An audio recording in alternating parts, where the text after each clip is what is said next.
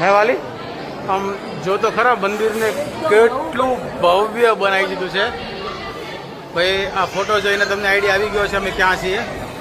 આપણે અત્યારે છીએ 12 જ્યોતિર્લિંગમાંથી એક જ્યોતિર્લિંગ એવા નાગેશ્વર, અને આખું મંદિરનું અત્યારે કાયાકલ્પ કરી નાખ્યું છે. હજી જો કામ અહીંયા બધી શરૂ જ છે.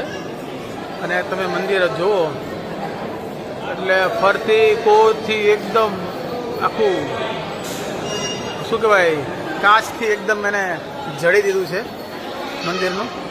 તમને ભોળાનાથના દર્શન કરાવો. અહીંયા ફોટોગ્રાફી અવેલેબલ છે, પણ તમે અહીંયા ઉપરથી કરી શકો છો.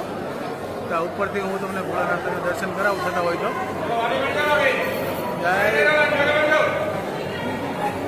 જય ભોળાનાથ ભાઈ. કમેન્ટ હા જય ભોળાનાથ લખજો ભાઈ કમેન્ટની અંદર. હર હર મહાદેવ. દર્શન કરાવી દીધા હોવને હર હર મહાદેવ લખજો. બધા વતી દર્શન કર્યા છે. અને ભોળાનાથ બધાના દુઃખ દૂર કરે, બધાના કષ્ટ દૂર કરે, બધાને સુખ્યા કરે. અને તમે જોઈ શકો છો એમ કે આખા મંદિરનું જે કામ છે અહીંયા આ પણ ગ્લાસ છે. આ બધું ગ્લાસ જ છે. આ બધા ગ્લાસ છે. એટલે ગ્લાસનું આખું વર્ક કરી દીધું છે. ઉપર પણ જો આમ કોઈ પણ જગ્યાએ તમે જુઓ ને આખું એકદમ ભવ્ય અને દિવ્ય મંદિર કરી નાખ્યું છે ભાઈ. બહુ સરસ બનાવ્યું છે. જો ઉપર બધા જ્યોતિર્લિંગ છે એના નામ છે સોમનાથ, મલ્લિકાર્જુન, મહાકાલેશ્વર, ઓમકારેશ્વર, ભૂષ્મેશ્વર એવા ફરતી કોર બધા જ્યોતિર્લિંગ છે ત્યાં.